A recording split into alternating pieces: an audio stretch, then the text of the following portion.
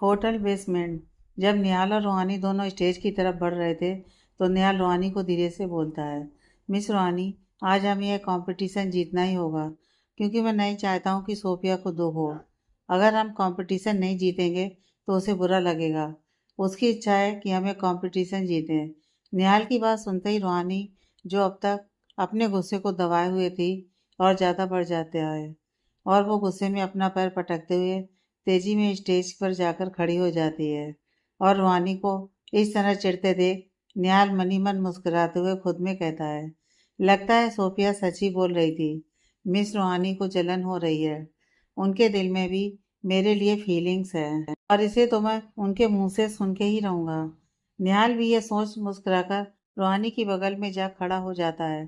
तभी manager announce करता है, तो अब तीनों कपल हो जाइए तैयार, क्योंकि आज की कंपटीशन का आखिरी और फाइनल राउंड आ चुका है। हम ये राउंड आगे करें इससे पहले हम इस राउंड में क्या करवाने वाले हैं ज़रा इसे बता देते हैं। तो दोस्तों, वैसे तो हमेशा ही एक लड़की अपने पति को बखूबी समझती है। उसका पति कब खुश होता है, कब दुखी, उसे क्या पहनना पसंद है और क्या नहीं। पर क्या एक पति भी अपनी पत्नी की हर पसंद या नापसंद के बारे में अच्छी तरह से जानता है? तो आज का यह राउंड इसी पर आधारित है। हमारे स्टाफ तीनों पत्नियों को एक आईने के सामने खड़ी करेंगे और उनके लाइफ पार्टनर की आंखों पर पट्टी बांध उन्हें अपनी अपनी पत्नियों को तैयार करना होगा। देखते हैं आपके पति आपको कितना जानते हैं। तो चलिए शुरू करते हैं आखिर और फाइनल राउंड। फाइनल राउंड सुन सभी कपल थोड़ा हैरान हो गए। एक तो लड़कों को वैसे भी ज़्यादा लड़कियों के मेकअप या फिर उनकी ड्रेस के बारे में कोई आइडिया नहीं होता है। ऊपर से आंखें बंद होने के बाद वो उन्हें कैसे सजाएं, ये सोचकर थोड़ा परेशान थे। लेकिन निहाल बिल्कुल भी परेशान नहीं दिख रहा था। वो बस रिलैक्स हो बंद आंखों के साथ आगे बढ़ा और सबसे पहले टेबल पर रखी हुई हर तरह के कपड़ों में से एक क्रॉप टॉप और नीला ढीला जींस उठा रूहानी की तरफ बढ़ा देता है और कहता है, मिस रूहानी, इसे पहनकर आइए। रूहानी एक पल को पूरी तरह स्तब्ध रह गई थी, लेकिन फिर खुद में बोली, हाँ, मैं इतना हैरान क्यों हो रही हूँ? इसमें कौन सी बड़ी बात है? इन्होंने मुझे हमेशा इसी तरह के कपड़े में तो देखा था ना, तो इसीलिए गैस किया होगा। ये सोच रूहानी चिड़े हुए मन से ही निहाल के हाथों से ड्रेस ले स्टेज के पीछे वाले कमरे में चली जाती है और कुछ ही देर में वो निहाल द्वारा पसंद किए गए कपड़े पहन स्टेज पर आ खड़ी हो जाती है। सच में निहाल ने जो टॉप और जीन्स रूहानी के लिए पसंद किए थे वो बिल्कुल उस पर सूट कर रहे थे और रूहानी काफ़ी ज़्यादा खूबसूरत भी लग रही थी। तभी निहाल रूहानी के सामने अपना हाथ बढ़ाता है और प्यार के साथ बोलता है, मिस रूहानी, अब आपकी मेकअप की बारी है, तो हमारा हाथ थामिए और इस कंपटीशन जीतने में हमारा साथ दीजिए। मैं खुद ही जाकर बैठ जाऊंगी। मुझे आपका हाथ पकड़ने की कोई ज़रूरत नहीं है। हाँ, इतना बोल रूहानी एक कुर्सी पर बैठ जाती है। उसका चेहरा एकदम गुस्से से लाल हुए जा रहा था। निहाल भी बिना आंखों से देखे ही रूहानी के चेहरे का मेकअप करने में जुट गया। वो बड़े ही प्यार से रूहानी के चेहरे पर हर तरफ हाथ फेरता था। जब वो रूहानी के होठों को टच किया तो एक पल के लिए उसे रूहानी के वो गुलाबी रस भरे होठों की याद आ गई, जिसे वो हमेशा अपनी आंखों से देखता आया था, पर आज तक कभी भी उसे चूम नहीं पाया था। रूहानी जब यह नोटिस करती है कि निहाल उसके होठों को कब से छुए जा रहा है, तो वो गुस्से से चिढ़कर बोलती है, मिस्टर निहाल, अब अगर आपका लिपस्टिक लगाया हो गया हो तो अपना हाथ हटाने की कृपा करेंगे। यह सुनते ही निहाल झट से वापस सेंस में लौट आता है और झट से अपने हाथों को हटाते हुए कहता है, हाँ हाँ, हो गया। अब बस आपके बाल बनाने हैं। लगभग आधे घंटे टाइम मिला था तीनों पत्नियों को अपनी पत्नियों को तैयार करने के लिए और फाइनली टाइम खत्म हो चुका था। इसीलिए मैनेजर बोला, ओके ओके दोस्तों, तो अब आप सभी का समय होता है पूरा, तो जिन्होंने जितना किया है उतने पर ही रुक जाइए। मैनेजर के कहते ही सभी लड़के एकदम से खड़े हो गए और तीनों लड़कियां भी कुर्सी पर से उठकर खड़ी हो गईं। उसके बाद स्टाफ ने सभी हस्बैंड की आंखों पर से पट्टी हटाई और जैसे ही निहाल अपने सामने खड़ी रूहानी को देखता है, वो एकदम अलग ही दुनिया में खो जाता है। वो बस रूहानी की खूबसूरती में पूरी तरह से डूब चुका था। कंपटीशन का फाइनल राउंड भी एंड हो चुका था, तो अब बारी थी उन तीनों जोड़ियों में से विनर चुनने की। जब से निहाल रूहानी को उस जीन्स टॉप में देखा था, बस उसे ही देखे जा रहा था, मानो उसकी पूरी दुनिया बस रूहानी परी आकर ख़त्म हो जाती है। तो अब आप सभी दिल थाम लीजिए, क्योंकि हम अनाउंस करने वाले हैं इस कंपटीशन के विनर को, जो कि आज के हर कंपटीशन में यह साबित किया है कि उनकी जोड़ी सबसे खास है। उन्हें एक दूसरे के बारे में हर एक बात पता है और वो एक दूसरे से बहुत सारा प्यार भी करते हैं। तो चलिए, अब तारीफ बहुत हो गई, हम विनर का नाम बता देते हैं आप सबों को। तो आज के इस कंपटीशन के विनर हैं मिस्टर निहाल एंड मिसेस रूहानी खुराना। जैसे ही निहाल और रूहानी अपने नाम का अनाउंसमेंट सुनते हैं, वो दोनों हैरान हो एक दूसरे को देखने लगते हैं। लेकिन बाकी के सभी लोग खड़े हो उन लोगों के लिए तालियां बजा स्वागत करते हैं। I knew it, I knew it. Nihal, मुझे पता था कि ये कंपटीशन तो तुम ही जीतोगे। बस अब जल्दी से तुम अपने दिल की बात रूहानी से बोल दो। सच में मजा ही आ जाएगा जब रूहानी तुम्हारे मुंह से उसके लिए आई लव यू सुनेगी। ये सब सोफिया ताली बजाते हुए खुद से बोले जा रही थी। वो सच्चे दिल से चाहती थी कि उन दोनों की दूरियां खत्म हो जाएं। वो तो रूहानी को सब बता देना चाहती थी, पर चूंकि उसे निहाल ने बताने से मना किया था, इसलिए उसने कुछ भी नहीं कहा अभी तक। शाम का वक्त, रूहानी बिना कुछ भी बोले निहाल के साथ कार की तरफ बढ़े चली जा रही थी, क्योंकि अब उन दोनों को घर के लिए निकलना था। तभी पीछे से तेजी से चलते हुए सोफिया आवाज देती है, अरे निहाल, रूहानी, एक मिनट रुको। उसकी आवाज सुन दोनों पीछे मुड़ देखने लगे और फिर से सोफिया को निहाल के पास आते देख रूहानी गुस्सा हो गई, और इस बार वो अपना गुस्सा नहीं छिपाई और बेहद बेरुखी ढंग से बोली, मिस्टर निहाल, सोफिया को आपकी कुछ ज़्यादा ही याद आती रहती है, तो आप उसके साथ अच्छे से खड़े होकर बातें कीजिए। मैं जाकर कार में बैठती हूँ, क्योंकि मैं बहुत थक गई हूँ। मुझे कोई शौक नहीं है उनसे गप्पे करने का। जिस तरह से वो ये सब बोल रही थी, निहाल को मन ही मन हंसी आ रही थी, क्योंकि वो अब जान चुका था कि उसकी पत्नी उससे प्यार करने लगी है। अरे निहाल, ये रूहानी कार में जाकर क्यों बैठ गई? क्या हुआ? तुमने उससे बात नहीं की? उसे अपने दिल की फीलिंग्स बताई? क्या वो ये सब जानकर गुस्सा हो गई? प्लीज निहाल, कुछ तो बोलो। प्लीज धीरे बोलो सोफिया, वरना मिस रूहानी सब सुन लेंगी। मैंने अभी उनसे अपने दिल की फीलिंग्स नहीं बयान की है, क्योंकि मैं जानता हूँ वो थोड़ा ज़्यादा ही गुस्से में है, और ऐसे में अगर मैंने उन्हें अपने दिल का हाल बताया तो वो न जाने कैसे रिएक्ट कर बैठेंगी। इसीलिए पहले उनसे ही बुलवाऊंगा। क्या? प्लीज, मैंने कहा ना, जरा धीरे बोलो वरना वो सुन लेंगी। क्या निहाल, क्या तुम भी बच्चों की जैसी हरकतें कर रहे हो? अरे तुम भी ये बात अच्छी तरह से जानते हो कि उसकी गुस्सा का असल वजह क्या है। जब तुम उससे प्यार का इजहार कर दोगे तो वैसे भी उसका सारा गुस्सा एक पल में गायब हो जाएगा। फिर यह सब क्यों? अच्छा ठीक है सोफिया, मैं और ज़्यादा देर नहीं करूँगा। मैं रास्ते में उनसे अपनी फीलिंग्स बतला दूंगा, फिर जो होगा देखा जाएगा। ये हुई ना मेरे दोस्त वाली बात। चलो अब जल्दी निकलो। सोफिया ये बोलते हुए एक प्यार भरा हाथ निहाल के कंधे पर रखती है, जिसे कार के अंदर बैठी रूहानी देख लेती है और झुंझलाते हुए बोलती है, मिस्टर निहाल, अगर आपको टाइम लगेगा तो मैं निकल जाती हूँ, आप दूसरी कार से आ जाइएगा। यह सुनते ही सोफिया निहाल की तरफ मुस्कुराकर देखते हुए धीरे से बोली, आ आग दोनों तरफ बराबर लगी है। क्यों मिस्टर निहाल खुराना, तुम्हारी बीवी तो कुछ ज्यादा ही वजह से हुई जा रही है। चुप करो तुम।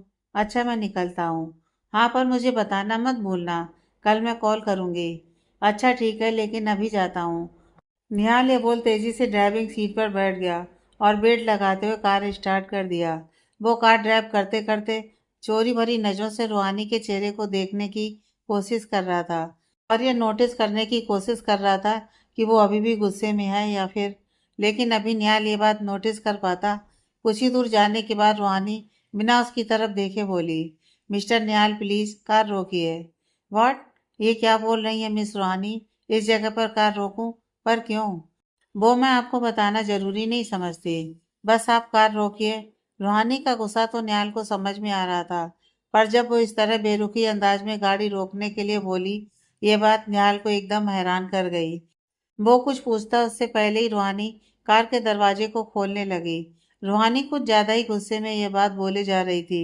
इस तरह गुस्से में रूहानी को देख निहाल थोड़ा घबरा गया कि कहीं वो गुस्से में आकर सच में चलती कार से न उतरने लग जाए। इसीलिए वो झट से बोल पड़ा, ओके ओके मिस रूहानी, मैं कार रोक रहा हूँ।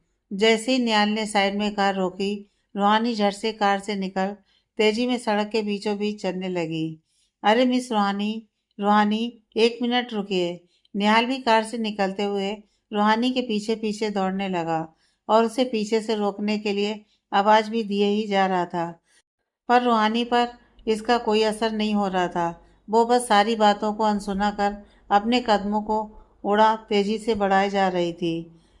अब निहाल को भी बहुत ज्यादा गुस्सा आने लगा था रूहानी पर, इसीलिए वो तेजी में दौड़ते हुए रूहानी के पीछे पहुंच उसकी बाह पीछे से कसकर पकड़ते हुए अपनी तरफ खींच लेता है और गुस्से से कहता है, आपकी प्रॉब्लम क्या है आखिर में मिस रूहानी? आप चाहती क्या हैं?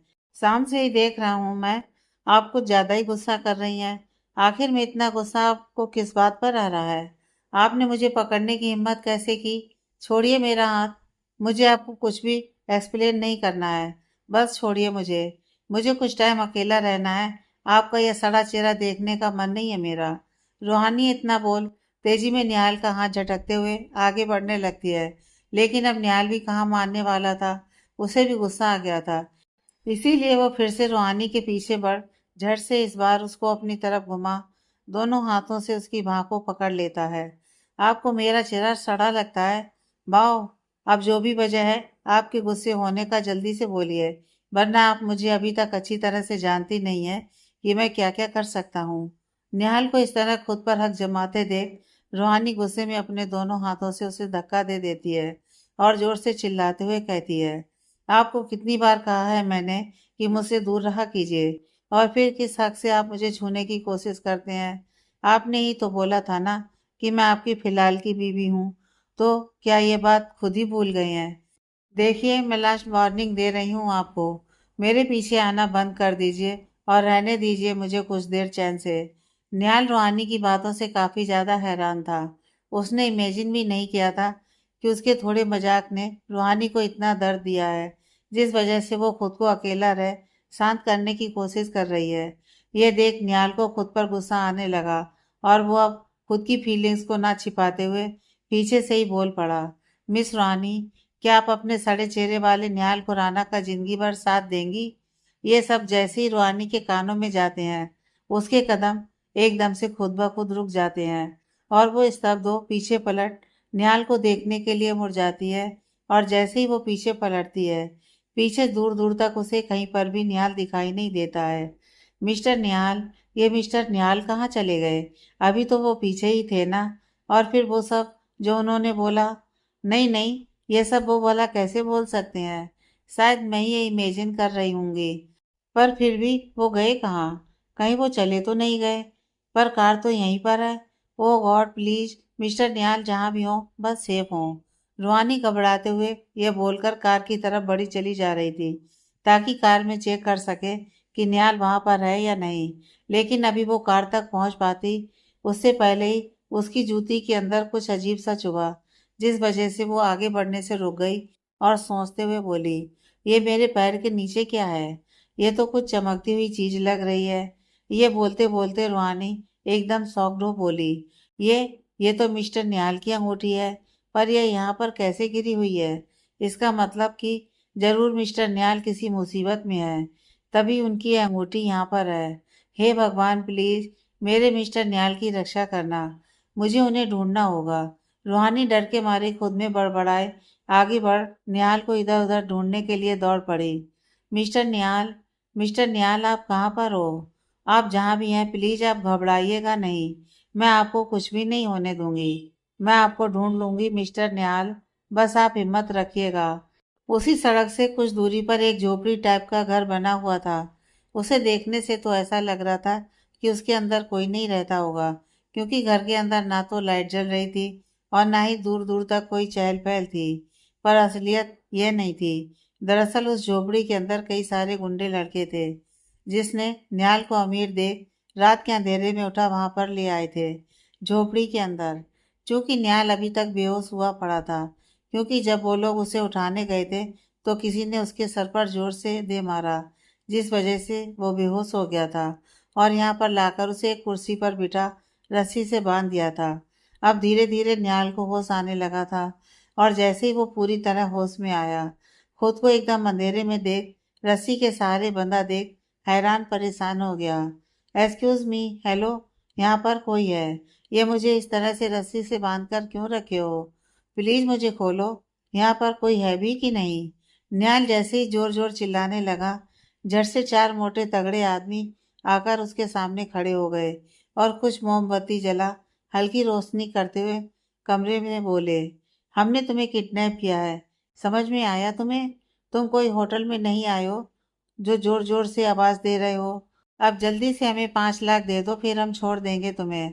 उन गुंडों की बात सुन न्याल को डर लगने की बजाय हंसी आ गई और वो हंसते हुए बोले, क्या तुम जैसे चिंदी चोरों को मैं 5 लाख दे दूं? वाह, क्या सोच है तुम्हारी। अरे, तुमसे तो कोई बिल्ली भी ना डरे और तुम सोच रहे हो कि मैं तुमसे डर जाऊंगा। भाई, ये तो आपकी बेइज्जती कर रहा है। अगर आप बोले तो इसे अभी अपना पावर दिखा दूं क्या? उन चार गुंडों में से एक ने अपने सरदार से बोला, जिसको सुन न्याल फिर से हंसते हुए बोला, क्या ये तुम तीनों का बॉस है? तभी तो तुम तीनों का यही हाल है। जब बॉस ही उतना ठरकी होगा तो चेला कैसा होगा? बस बहुत हो गया। बहुत बेइज्जती सुन ली हमने।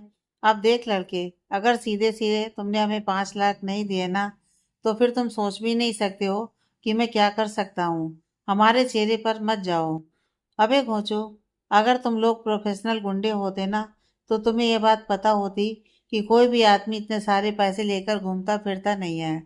अरे, तुम लोग मुझे खोलोगे तभी तो मैं अपने मैनेजर को कॉल कर पैसे मंगवा सकता हूँ। अब तुम्हारी मर्जी है। इधर रूहानी की आंखों में आंसू भर आए थे। अभी तक न्याल के ना मिलने की वजह से अब उसे रोना आने लगा था। प्लीज मिस्टर न्याल, आप जहाँ भी हो आ जाइए ना। मैं सच्ची बता रही हूँ, मैं अब आपसे झगड़ा नहीं करूंगी। ये सब मेरी ही गलती है। आज आप मुसीबत में सिर्फ और सिर्फ मेरी वजह से फंसे हैं। ना तो मैं गुस्सा करके गाड़ी रोकने को कहती और ना ही आज आप इस मुसीबत में फंसते। ये सब बोलते बोलते रूहानी आगे बढ़ी चली जा रही थी। तभी उसकी नज़र उसी झोपड़ी की तरफ जाती है जहाँ पर उन गुंडों ने निहाल को बांध कर रखा था। ये झोपड़ी, इस जगह किसका घर हो सकता है? पर इसे देखकर ऐसा तो नहीं लगता कि ये किसी का घर होगा। और यहाँ तो चारों तरफ अंधेरा ही अंधेरा है। शायद यहाँ पर कोई नहीं रहता होगा। ये खुद में डिसाइड कर रूहानी दूसरी तरफ बढ़ गई। इधर झोपड़ी के अंदर उन चारों गुंडों ने कुछ देर आपस में सोच विचार करने के बाद डिसाइड किया और निहाल के सामने आकर खड़े होते हुए बोला, ठीक है लड़के, हम तुम्हारी बात मान लेते हैं, पर यह बात सोच लेना, अगर तुमने हमसे चालाकी करने की सोची भी ना, तो हमसे बुरा कोई नहीं होगा।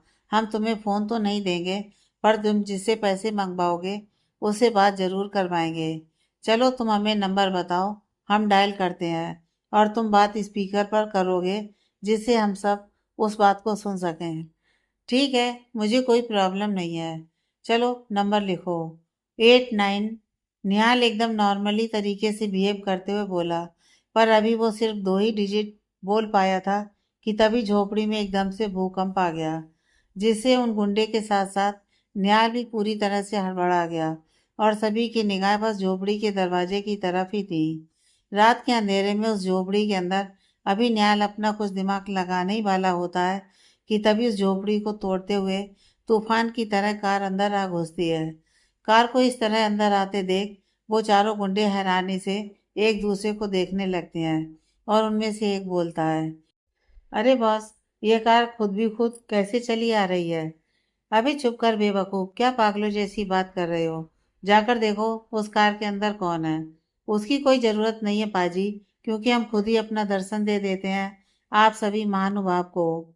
एकदम हीरो वाली एंट्री मारते हुए स्टाइलिश अंदाज में कार से बाहर निकलते हुए आंखों पर चश्मा पहन एक हाथ में बंदूक लिए खड़ी हो जाती है। और जैसे उन चारों गुंडों के साथ निहाल सामने रूहानी को खड़ा देखता है, वो पूरी तरह शॉक्ड हो जाता है। वाट, ये मिस रूहानी को क्या हो गया? ये इस तरह से यहाँ पर क्यों आ गई? अबे लड़की, तुम कौन हो और तुम यहाँ पर क्यों आई हो?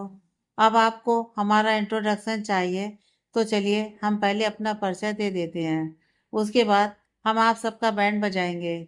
मेरा नाम है मिस रूहानी खुराना और हमें आपने जिन्हें उठाया है ना मिस्टर निहाल खुराना को, उनकी इकलौती और परमानेंट वाइफ।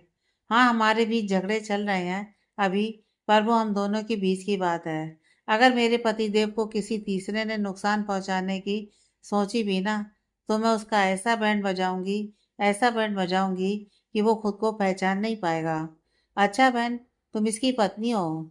अपने चमचे को इस तरह से रूहानी को बहन बोलते देख उनका बॉस गुस्से से उसके सर पर मारते हुए कहता है, अबे गधे, वो लड़की यहाँ पर हमें मारने की बात कर रही है और तू उसको बहन बुला रहा है। अब यहीं खड़े खड़े उसकी प्रवचन सुनेगा या फिर जाकर उसको ठिकाने भी लगाएगा? जी बॉस, मैं अभी जाकर उस लड़की को पकड़ता हूँ। उन सबकी बातों को सुन निहाल मन ही मन रूहानी के लिए घबराते हुए बोला, ओ गॉड, ये मिस रूहानी बस उम्र में ही बड़ी हुई हैं, दिमाग अभी तक बच्चों के जैसे ही है।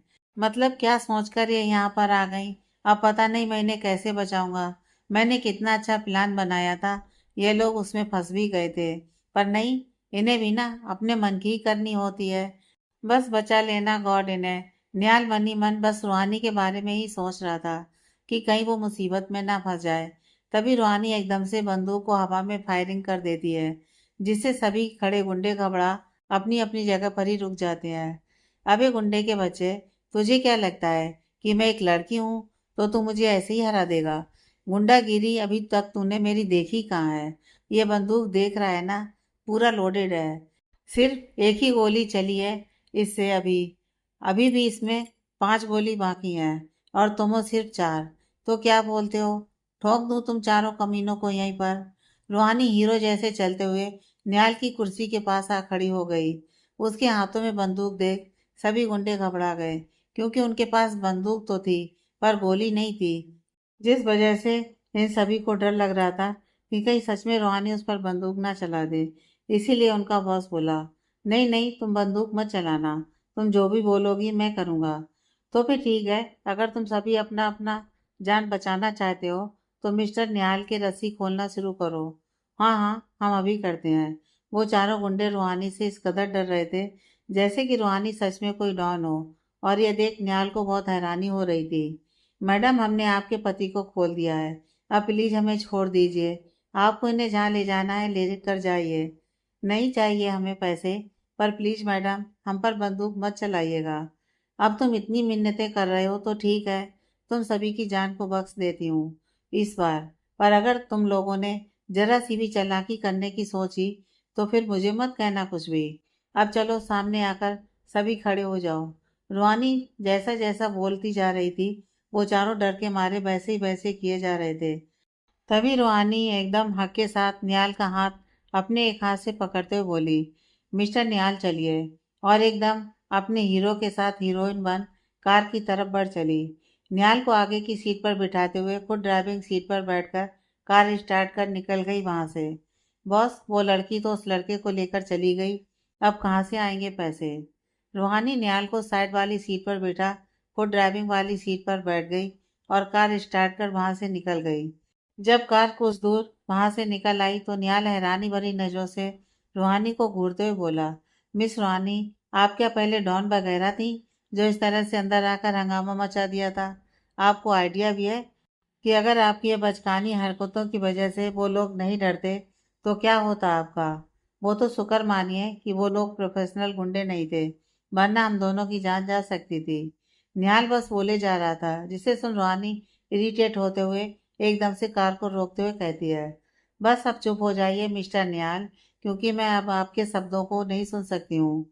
अरे एक तो मैंने आपको उन गुंडों से बचाया, ऊपर से आप मुझे थैंक्स बोलने की जगह डांट रहे हैं। अच्छा, और किसी ज्ञानी ने आपको मुझे बचाने के लिए बोला था? क्या मैंने आपको आने को कहा था? अरे मैं तो खुद वहां से निकलने का प्लान बना चुका था, पर नहीं, आपको तो हीरो बनने का शौक चढ़ा था ना। बस बस रहने दीजिए अब, बड़े आए प्लान बनाने वाले। अब अगर आपका डांटना हो गया हो तो आप कार ड्राइव करेंगे या फिर मैं ही करूं? रूहानी इतना बोल कार से निकलने लगी, लेकिन तभी निहाल ने उसकी कलाई अचानक से पकड़ ली, जिस वजह से रूहानी स्तब्ध हो निहाल के चेहरे को देखने लगी। मिस्टर निहाल, मेरा हाथ। रूहानी उसके हाथ की तरफ इशारा करते हुए धीरे से बोली, जिसे सुन निहाल बस रूहानी की आंखों में देखते हुए ही बोला, हाँ मुझे पता है मिस रूहानी, मुझे आपसे कुछ बात करनी है। हाँ बोलिए, क्या बात करनी है आपको? वो भी मुझसे? मिस रूहानी, अभी अभी जब आप मुझे बचाने के लिए उन गुंडों से भिड़ गई थी और उनसे बोली कि मैं आपका हस्बैंड हूँ और आप मेरी इकलौती वाइफ, इस सब का क्या मतलब था? क्या आप?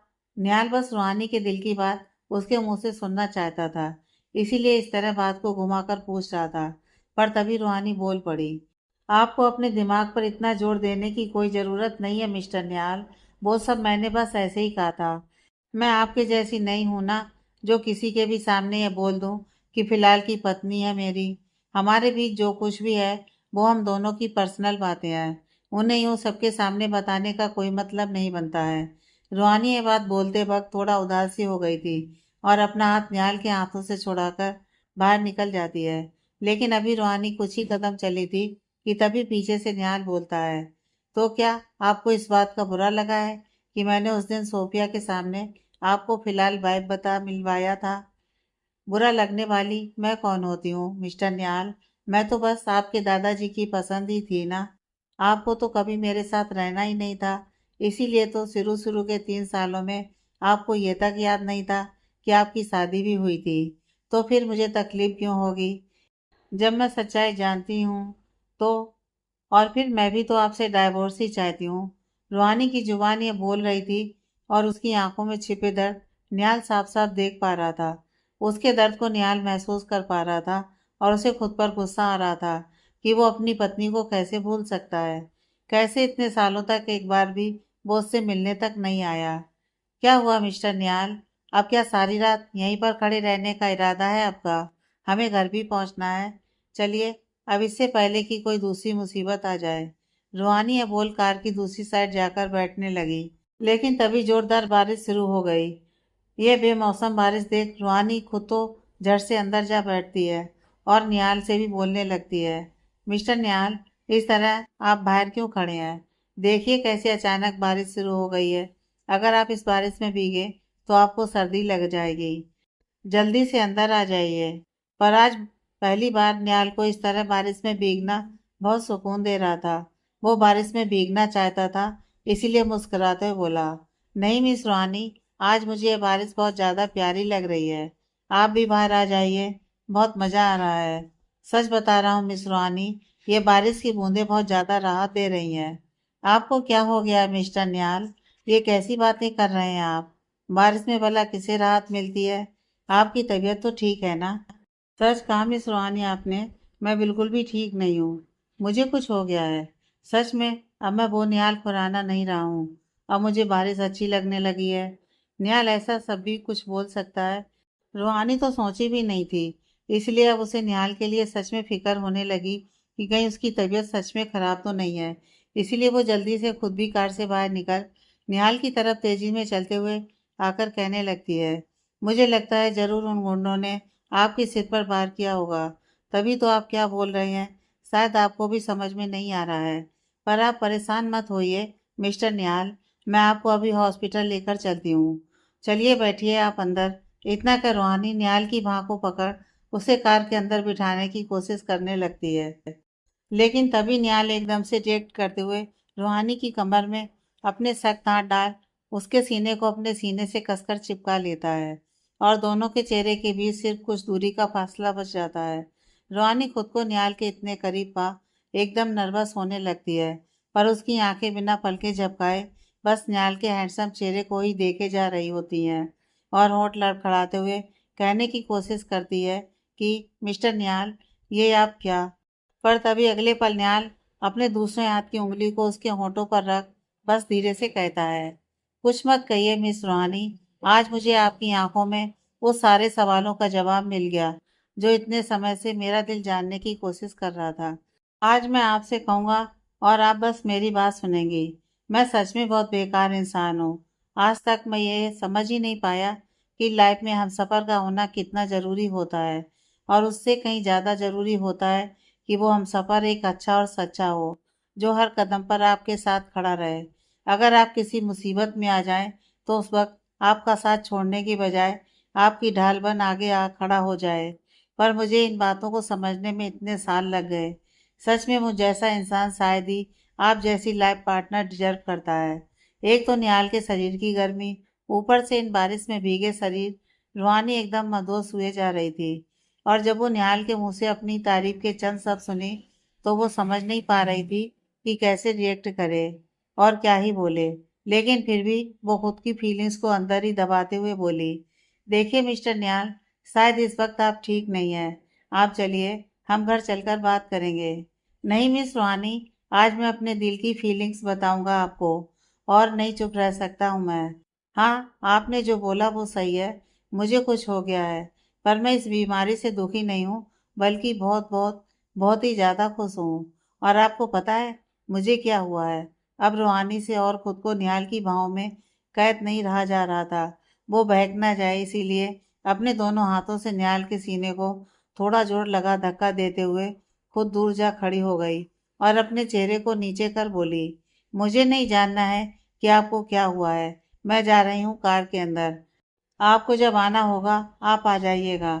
रूहानी इतना कह निहाल से दूर जाने की कोशिश करने लगी, क्योंकि कहीं ना कहीं रूहानी जानती थी कि अगर वो और कुछ देर निहाल के करीब रही तो वो खुद के जज्बात को छिपा नहीं पाएगी उससे, और बोल देगी कि वो क्या महसूस करती है निहाल के लिए।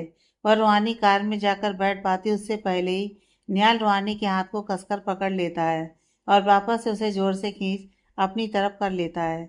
जैसे ही निहाल रूहानी को अपनी तरफ खींचता है, रूहानी बिल्कुल अपना बैलेंस को एक बार फिर से निहाल के सीने से जा टकराती है, और इस बार निहाल रूहानी के गीली कमर पर अपना एक हाथ रख उसे टाइटली पकड़ लेता है और दूसरा हाथ रूहानी के भीगे पीठ को स्पर्श करते हुए रूहानी की गर्दन के पास चली जाती है। रूहानी निहाल के स्पर्श से मानो जम सी गई थी। वो कुछ भी नहीं कर पा रही थी, और वो कुछ रिएक्ट कर पाए या फिर से निहाल से दूर जा पाए उससे पहले ही निहाल उसके नर्म और भीगे होठों को अपने गिरफ्त में ले लेता है। जैसे ही निहाल के होठ रूहानी के होठों को स्पर्श करते हैं, रूहानी की दोनों आंखें खुली की खुली रह जाती हैं और वो स्तब्धोबस बुत बनी खड़ी ही रह जाती है। बारिश में भीगे दोनों एक अजीब सा महसूस कर रहे थे, और रूहानी इसी वजह से खुद को काबू में रखने के लिए निहाल से दूर जाने की कोशिश करने लगी। पर अगले ही पल वो निहाल की बाहों में थी और निहाल के होंठ उसके होंठों को चूमे जा रहे थे। जैसे ही रूहानी को यह समझ में आता है कि निहाल उसे किस कर रहा था, वो एक झटके में निहाल को अपने से दूर धकेलते हुए रोते हुए पूछती है, मिस्टर निहाल, ये आप क्या कर रहे थे? आपने मुझे छुआ कैसे? आप भूल गए कि मैं आपकी सिर्फ नाम मात्र की बीवी हूँ? तो फिर आपने मेरे करीब आने की हिम्मत कैसे की? रूहानी को रोते देख निहाल एकदम से उसके सामने जा खड़ा हो गया और अपनी आंखों को रूहानी की आंखों में डालते हुए बोला, मैंने आपको छुआ और किस किया सिर्फ यह बताने के लिए मिस रूहानी कि मैं आपको सिर्फ नाम की बीवी नहीं, बल्कि अपनी पूरी लाइफ की बीवी बनाना चाहता हूँ। मैं प्यार करने लगा हूँ आपसे। आई लव यू मिस रूहानी, और मैं आपसे कभी दूर नहीं होना चाहता हूँ। आपके साथ ये ज़िंदगी के सफ़र को बिताना चाहता हूँ। बोलिए मिस रूहानी, क्या आप मुझे अपनी ज़िंदगी का हिस्सा बनाएंगी? क्या आप मेरा हाथ उम्र भर के लिए थामेंगी? निहाल बोले जा रहा था और रूहानी एकदम स्तब्ध हो बस उसके चेहरे को देखे जा रही थी। उसे यकीन ही नहीं हो पा रहा था कि जो आदमी उसके सामने खड़ा है वो उससे सच में प्यार करता है। वो पूरी तरह से सन्न थी उसकी बातों को सुन। जब निहाल ने देखा कि रूहानी उसके सवालों का कोई जवाब नहीं दे रही है, तो वो सड़क के बीच में अपने दोनों घुटनों के बल बैठ जाता है और अपने दोनों हाथों से कान पकड़ जोर से बोलता है, मिस रूहानी, मैंने आपको कभी अपनी पत्नी का दर्जा नहीं दिया, यहाँ तक कि आपको शादी के 3 साल बाद तक मिलने भी नहीं आया। मैंने आपको बहुत दुख पहुंचाया है। क्या आप मुझे उन सभी बातों के लिए माफ़ कर पाएंगी? प्लीज़। निहाल को इस तरह से अपने घुटनों पर बैठकर माफ़ी मांगते हुए देख रूहानी से रहा नहीं गया, और वो भी दौड़कर निहाल के सामने जा घुटनों पर बैठ गई और रोते हुए बोली, क्या आपने अभी जो कुछ भी बोला वो सब सच था मिस्टर निहाल? क्या आप मुझे सच में अपनी पत्नी बनाना चाहते हैं? क्या सच में आप मुझसे प्यार करते हैं? पर अगर ऐसी बात थी तो आप होटल में अपनी दोस्त को ऐसा क्यों बोले कि मैं आपकी टेम्परेरी वाइफ हूँ? जब आप सोफिया से मिलते थे तो मुझे एकदम नज़रअंदाज कर देते थे। क्या यही आपका प्यार है? आई एम सॉरी मिस रूहानी, वो सब मैं जानबूझकर कर रहा था, क्योंकि मुझे पता था कि आपके दिल में भी मेरे लिए फीलिंग्स है, पर आप कभी भी उसे मुझे नहीं बताएंगी। और जब मैं सोफिया से बात करता था तो आपके चेहरे पर वो जेलसी देखकर मुझे बहुत खुशी होती थी। बस इसीलिए मैं आपके सामने जानबूझकर सोफिया के साथ खुश दिखने की एक्टिंग करता था। क्या आप मुझे जानबूझकर परेशान कर रहे थे? मिस्टर निहाल, आप बहुत गंदे हो। आपको पता भी है आपकी इस एक्टिंग की वजह से मुझे कितनी तकलीफ हो रही थी। आपको तो मैं नहीं छोड़ूंगी। रूहानी बोलते हुए निहाल के सीने पर अपने मुक्के से मारने लगी।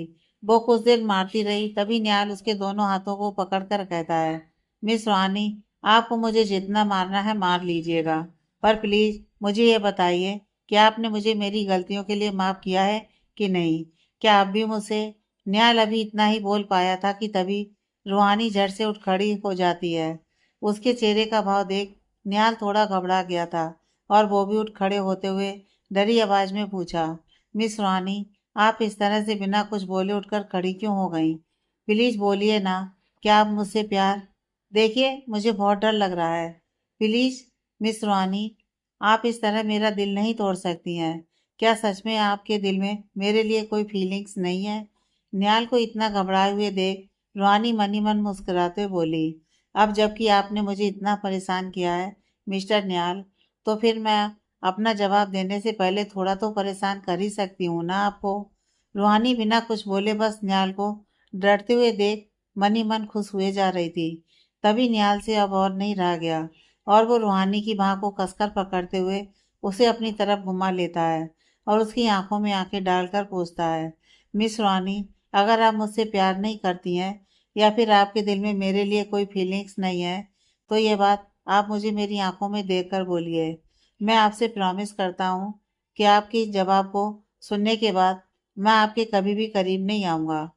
निहाल जैसे ही ये कहता है, रूहानी झट से अपना हाथ उसके मुंह पर रख देती है और खुद घबराते हुए कहती है, खबरदार मिस्टर निहाल, अगर आइंदा आपने अपने मुंह से गलती से भी ऐसे शब्द निकाले तो मैं बता रही हूँ, आपको मैं मार मार कर भरता बना दूंगी।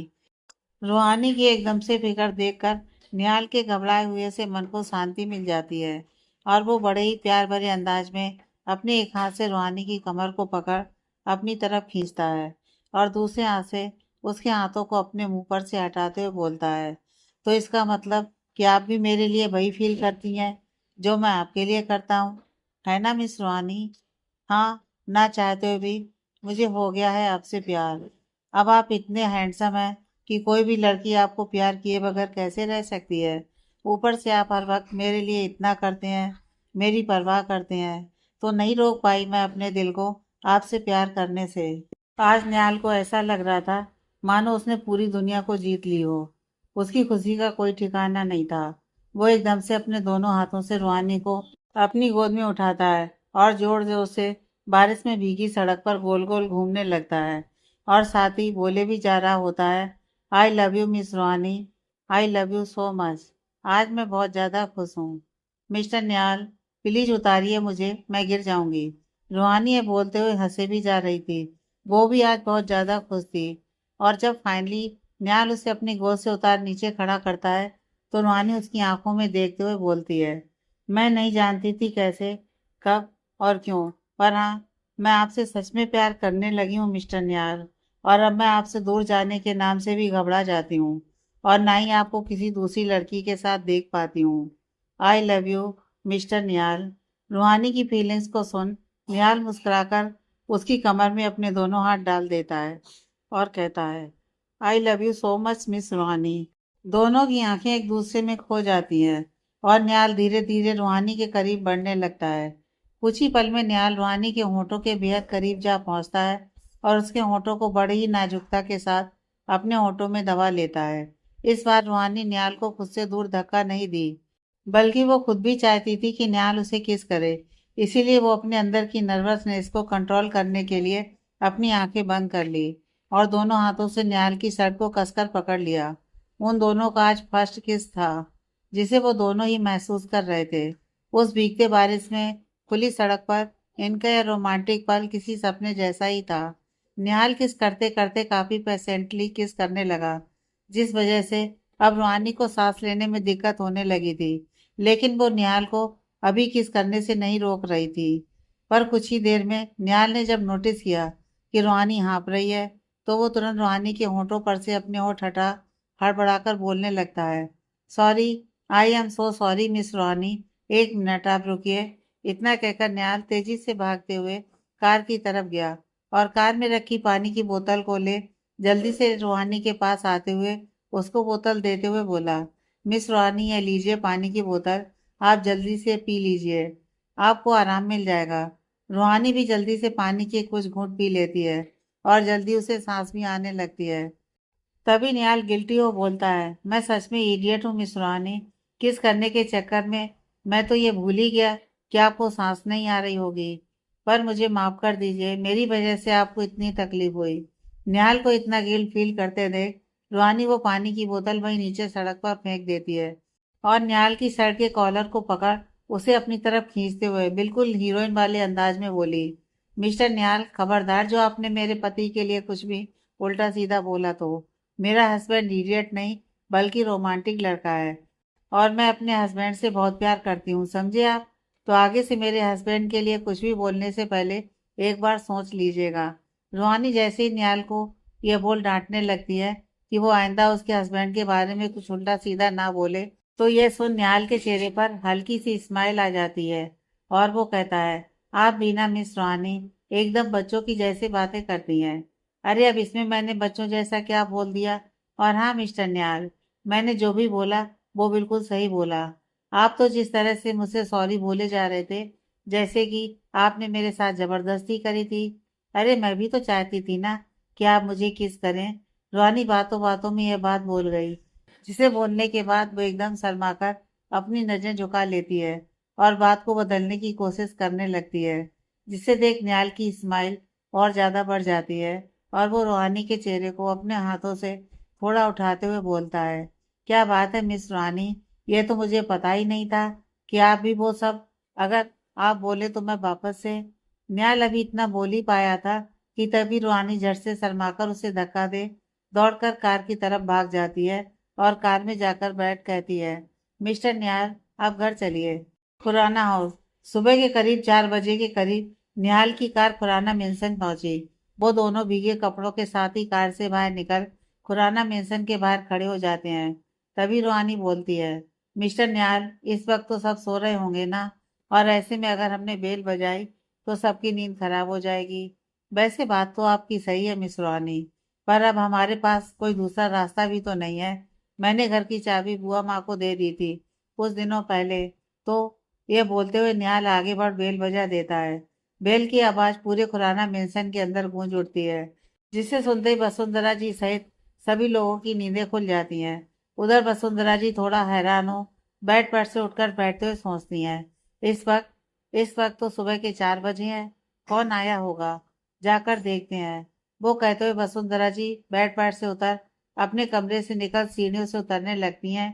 तभी अपने कमरे से रुक्मणी जी और राखी भी हॉल में आ पहुंचती है और पूछती हैं, माँ इस वक्त कौन आया है? क्या आपने किसी को इस वक्त आने के लिए बोला था?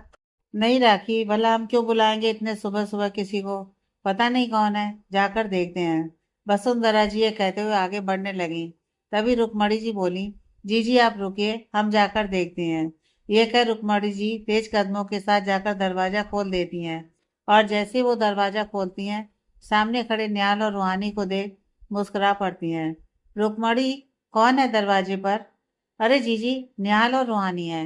निहाल और रूहानी दोनों घर के अंदर आते हुए अपनी माँ के पैर छुआ आशीर्वाद लेने लगते हैं। तभी वहां पर वसुंधरा जी और राखी भी आ खड़ी हो जाती है। बच्चों, तुम दोनों तो आज शाम तक आने वाले थे ना, तो फिर इतनी सुबह सुबह कैसे? हाँ निहाल भाई, आप सुबह के 4 बजे कैसे पहुंच गए? हाँ बुआ माँ, हम शाम में आने वाले थे, पर चूंकि हम दोनों को ही घर की बहुत याद आ रही थी, इसलिए होटल से घर के लिए निकल गए और फिर घूमना फिरना तो हो ही गया था, तो सोचे। अच्छा ठीक है, लेकिन बच्चों, ये क्या तुम दोनों इतने भीगे हुए क्यों हो? कार में कैसे भीग गए?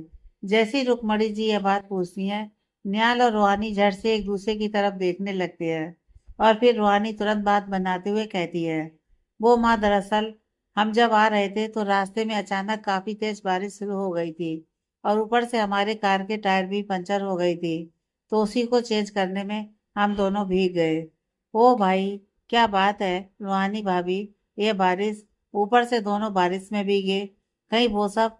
राखी जिस अंदाज में बात कर रही थी, उसकी बातों को समझने में वहां पर खड़े किसी को भी टाइम नहीं लगा और इसीलिए रूहानी को शर्म आने लगी जब सभी उसकी तरफ इस तरह से देख रहे थे। लेकिन वसुंधरा जी ये बात समझ जाती हैं, इसीलिए थोड़े गले खकारते हुए कहती हैं, बस राखी, अभी अभी दोनों बाहर से आए हैं और तुम शुरू हो गई। निहाल और रूहानी तुम दोनों पहले अपने कमरे में जाकर कपड़े चेंज करके फ्रेश हो जाओ और कुछ देर आराम भी कर लो। अभी सिर्फ सुबह के 4 ही बजे हैं। हम सुबह मिलते हैं। जी बुआ माँ। निहाल और रूहानी ये बोल वहां से अपने कमरे की तरफ जाने लगे कि तभी वसुंधरा जी धीरे से रुक्मणी जी से बोली, रुक्मणी, हमें आज बहुत खुशी हो रही है। हमने जिस काम के लिए इन दोनों को हनीमून भेजा था, लगता है वो काम हो गया है। अब बहुत जल्दी इस घर में नन्हे मेहमान की किलकारियां गूंजेंगी। ये बात जब वसुंधरा जी बोल रही थी तो आगे जाते हुए निहाल और रूहानी दोनों सुन लेते हैं, जिसके बाद रूहानी के कदम कुछ ज्यादा ही तेजी से अपने कमरे की तरफ बढ़ने लगे। बुआ माँ की बातों को सुन रूहानी तेजी कदमों के साथ अपने कमरे के अंदर चली जाती है। उसके पीछे पीछे निहाल भी कमरे में जा अंदर से दरवाजा बंद कर लेता है। मिस्टर निहाल, पहले आप कपड़े चेंज करने बाथरूम में जाएंगे या फिर मैं चेंज कर लूं? रूहानी ये कहते हुए जल्दी से अलमारी से अपने कपड़े निकालने लगी, लेकिन तभी निहाल बिना कुछ भी बोले रूहानी के पीछे जा उसकी कमर में अपने दोनों हाथ डाल उसकी गर्दन पर हल्के से किस करते हुए बोलता है, तो मिस रूहानी, वहां पर तो आपने मुझे कुछ भी करने से रोक दिया था, घर आने का बहाना बनाकर। अब क्या बोलती हैं? हम अपना अधूरा काम पूरा कर लें। अब तो हम अपने कमरे में आए। निहाल की इस तरह की बातें सुन रूहानी तो शर्म से पानी हुए जा रही थी। उसे कुछ समझ ही नहीं आ रहा था कि वो क्या बोले। ऊपर से उसके पूरे शरीर में एक अलग सा ही फीलिंग्स फील हो रहा था। प्लीज मिस्टर निहाल, मुझे कपड़े चेंज करने हैं। हाँ तो मैं कहाँ आपको कपड़े चेंज करने से रोक रहा हूँ। मैं तो बस आपसे वो सब करने की परमिशन मांग रहा हूँ। अगर आप जवाब दे देती तो अच्छा होता। अब तो रूहानी की स्थिति ऐसी हो गई थी जैसे कि कोई बर्फ का टुकड़ा एकदम पिघल रहा हो और वो कुछ भी नहीं कर पा रही थी। रूहानी के चेहरे को इतना लाल होते देख निहाल अपने दोनों हाथों को उसकी कमर से हटा उसे अपनी तरफ घुमाते हुए बोला, अरे मिस रूहानी, आप कब से इतना शर्माने लगी? आप तो वही लड़की है ना जिसे कराटे आते हैं और जो किसी की भी धुलाई करने से पहले जरा भी नहीं घबराती है। वो मैं दरअसल रूहानी को इतना अनकंफर्टेबल देख निहाल से रहा नहीं गया और वो रूहानी के दोनों हाथों को कसकर पकड़ते हुए प्यार से बोला, आपको मुझसे इतना अनकंफर्टेबल होने की कोई ज़रूरत नहीं है मिस रूहानी। और वैसे भी मैं बस आपके साथ थोड़ा फ्लर्ट कर रहा था और कुछ नहीं। मैं ऐसा वैसा कुछ भी नहीं करने वाला हूँ आपके साथ। और हाँ, हमारे भी जब कभी भी वो सब होगा तो उसमें आपकी मर्जी शामिल होगी। तो डोंट वरी, अब जाकर कपड़े चेंज कर लीजिए। इसका मतलब कि आप मुझे जब से कमरे में आए हैं जानबूझकर परेशान कर रहे थे। मिस्टर निहाल, आप बहुत गंदे हैं सच में। अरे अरे, आप मुझे मारने क्यों लग गई? मैंने सॉरी बोला ना। प्लीज अब गुस्सा मत होइए। हाँ, मुझे आपसे बात ही नहीं करनी, जाइए। रूहानी रूठ कर तेजी से बाथरूम के अंदर चली जाती है और निहाल बस उसे रूठ कर जाते हुए देखता ही रह जाता है। कुछ ही देर बाद जब रूहानी भीगी हुई सी साड़ी चेंज कर नाइट ड्रेस पहन बाहर आने के लिए दरवाजा खोली तो सामने निहाल को अपने दोनों कान पकड़े घुटनों पर बैठे देख एकदम दंग रह गई। मिस्टर निहाल, ये आप क्या कर रहे हैं? अब अपनी पत्नी को नाराज किया है तो माफी तो मांगनी पड़ेगी ना। मुझे समझ में नहीं आया कि किस तरह से आपसे माफी मांगूं। तो यही कर दिया? क्या मेरी क्यूट सी वाइफी ने मुझे माफ कर दिया या फिर और टाइम इसी तरह रहना होगा मुझे? निहाल की इस हरकत को देख रूहानी को हंसी आ गई और वो तुरंत निहाल को अपने दोनों हाथों से पकड़कर उठाते हुए बोली, क्या मिस्टर निहाल, वैसे तो आप मुझे हर वक्त बोलते रहते हैं कि मैं बिल्कुल बच्चों की तरह हरकतें करती रहती हूँ, पर यहाँ तो आप बच्चों के जैसे माफी मांग रहे हैं, जैसे हमारे स्कूल में होता था। मिस रूहानी, मैंने आपको बहुत तकलीफ दी है ना? निहाल एकदम गंभीर हो पूछ बैठा, जिसे सुन रूहानी थोड़ा सोचते हुए बोली, आप किस बारे में बात कर रहे हैं मिस्टर निहाल? रूहानी के सवाल अभी पूरे ही हुए थे कि तभी निहाल बेड पर रखे एक थैले को उठा रूहानी की तरफ बढ़ाते हुए बोला, ये आपके लिए है। इसमें ऐसा क्या है जो आप मुझे दे रहे हैं? कोई सरप्राइज है क्या? आप खुद ही खोल कर देखिए। निहाल के कहने पर रूहानी भी झटपट वो थैले में से सामान निकालने के लिए अपना हाथ अंदर डाल दी और जैसे ही वो देखी कि ये तो वही साड़ी है जिसके लिए निहाल ने उसे उस रात उतना कुछ सुनाया था, वो पूरी तरह हैरान हो निहाल को देखते हुए पूछी, ये तो वही साड़ी है ना मिस्टर निहाल जो उस रात मैंने आपसे बिना पूछे पहन ली थी? हाँ मिस रूहानी, ये वही साड़ी है जिसके लिए मैंने आपको डांट दिया था। और आज मुझे खुद पर गुस्सा आ रहा है कि मैंने आपको क्यों डांटा। ये साड़ी पता है आपको कि मेरे लिए कितना खास क्यों है? हो सकता है कि यह साड़ी आपकी किसी एक्स गर्लफ्रेंड की हो और वो आपको छोड़कर चली गई होगी, इसीलिए आप उसकी याद में देवदास बन इस साड़ी को अपने पास रख लिए होंगे। और क्या? रूहानी का तर्क सुन न्याल अपने हाथों से अपने सर पर मारते हुए बोला, क्या गजब की लड़की है आप मिस रूहानी। मतलब कितनी अच्छी कहानी बनाई है आपने मेरी इस साड़ी के साथ कनेक्शन के लिए। आपको तो वाकई अवार्ड मिलना चाहिए। आपने मेरे और इस साड़ी के रिश्ते को इस तरह से जोड़ा होगा। अरे ऐसा कुछ भी नहीं है। आज से पहले मेरी लाइफ में सिवाय आपके किसी दूसरी लड़की के साथ कोई रिश्ता नहीं था। आप वो पहली लड़की हैं जिसके लिए मेरा दिल धड़का है। अच्छा तो यह साड़ी फिर किसकी है? मुझे तो लगा था कि आपकी वो सो कॉल्ड गर्लफ्रेंड अवंतिका जी की होगी, जो आप में चिपकी हुई रहती थी। रूहानी की बातों में जलसी की झलक साफ साफ दिख रही थी, जिसे नोटिस कर न्याल मुस्कुराते हुए उसकी कमर को अपने दोनों हाथों से पकड़ते हुए बोला, माय डियर बाइपी, आपको इतना जलने की जरूरत नहीं है, क्योंकि आपका हस्बैंड किसी भी लड़की में इंटरेस्टेड नहीं है सिवाय आपके। तो डोंट वरी। वैसे मुझे यह बात बहुत पसंद है कि आप मेरे आसपास किसी दूसरी लड़की को बर्दाश्त नहीं कर पाती हैं। अच्छा बोल तो आप ऐसे रहे हैं जैसे कि अगर मैं किसी लड़के के साथ रहूं तो आपको कोई फर्क नहीं पड़ेगा। अरे मुझ पर तो अभी भी कई लड़के मरते हैं। मेरी एक हाय के लिए वो हर रोज कॉलेज आते हैं, और आपको पता है कॉलेज में सारे लड़के मुझे पटाने की कोशिश करते रहते हैं। रूहानी एकदम बेबाक हो ये सब बोलने लगी। उसे ये आइडिया नहीं था कि यह सब सुनकर न्याल को बुरा लग जाएगा। तभी न्याल एकदम से नाराज होते हुए रूहानी के मुंह पर अपना हाथ रख देता है और थोड़ा रूडली बोलता है, बस मिस रूहानी, पहले कौन आपको देखता था और कौन आपको पटाने की कोशिश करता था? ना तो मुझे जानना है और ना ही सुनना है। रही बात आपकी, तो अगर अब किसी ने भी आपको पटाने की सोची भी तो मैं उसको मार मार कर अधमरा कर दूंगा, फिर चाहे उसके लिए कोई प्रॉब्लम ही क्यों ना हो जाए, क्योंकि अब आप सिर्फ मेरी हैं, समझी आप? न्याल की आंखों में यह जज्बात देख रूहानी थोड़ा इमोशनल हो और वो न्याल के सीने से कसकर चिपकते हुए मासूमियत भरी आवाज में बोली, सॉरी मिस्टर न्याल, मेरा आपको हर्ट करने का बिल्कुल भी इरादा नहीं था। मुझे नहीं पता था कि इन बातों को सुनकर आपको इतना बुरा लग जाएगा। न्याल भी रूहानी को कसकर अपने सीने से लगाए बोला, मिस रूहानी, ये साड़ी मेरी माँ की है। अच्छा तो ये साड़ी रुक्मणी माँ की है? मुझे लगा। खैर छोड़िए। जैसे ही रूहानी रुक्मणी माँ बोली, तभी न्याल उसे अपने सीने से थोड़ा अलग करते हुए दुखी आवाज में बोला, नहीं मिस रूहानी, ये साड़ी रुक्मणी माँ की नहीं बल्कि मेरी माँ की है, जिन्होंने मुझे जन्म दिया था। रूहानी पूरी तरह से हैरान रह गई थी जब न्याल ऐसा बोला। वो उलझन भरे शब्दों में पूछी, आपके कहने का मतलब क्या है मिस्टर न्याल? क्या रुक्मणी माँ आपकी असली माँ नहीं है? जैसे कृष्ण भगवान के जन्म देने वाली और पालने वाली माँ अलग थी ना, उसी तरह मुझे भी जन्म रुक्मणी माँ ने नहीं बल्कि मेरी माँ आशा खुराना ने दिया था। पर मुझे जन्म देने के कुछ साल बाद ही वो इस दुनिया को छोड़कर चली गई थी। उस वक्त मेरी उम्र सिर्फ 7 साल की थी। जब बुआ माँ को लगा कि मुझे उस उम्र में एक माँ की ज़रूरत है, तो उन्होंने मेरे पापा को दूसरी शादी के लिए मनाया और फिर रुक्मणी माँ को हमारे घर ले आई।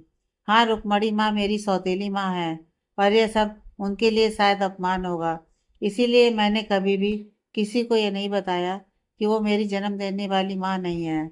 वो मुझे अपने बेटे से भी ज़्यादा प्यार करती हैं। मेरे साथ कहीं आगे चलकर वो सौतेला बर्ताव न करने लग जाएं, ये सोचकर उन्होंने अपना कोई बच्चा नहीं किया। न्याल ये सब बोलते बोलते काफी ज्यादा भावुक और दुखी हो गया था और बैठ के एक सिरे पर बैठ चुप हो गया। जब रूहानी ने सारी बात जानी तो वो हैरान तो थी, पर साथ ही साथ इस बात से खुश भी थी कि निहाल की नजरों में उसकी दूसरी माँ के लिए इतना प्यार और स्नेह था। वो उसके पास जा बैठते हुए उसके कंधे पर अपना हाथ रखते हुए धीरे से बोली, सच में मिस्टर निहाल, आप बहुत ज्यादा लकी इंसान हैं इस दुनिया में, वरना कुछ लोगों के नसीब में तो एक माँ का भी प्यार नहीं लिखा होता है, और आपको दो दो माँओं का प्यार मिला, वो भी सिर्फ एक ही जन्म में। जब रूहानी ऐसा बोलती है तो अचानक से निहाल को याद आ जाता है कि रूहानी की माँ तो बचपन में ही उसे छोड़कर चली गई थी, और इसीलिए वो रूहानी की तरफ देख बोला, सॉरी मिस रूहानी, मैं भूल गया था कि आपको यह सब सुनकर दुख होगा। आगे की कहानी नेक्स्ट पार्ट में।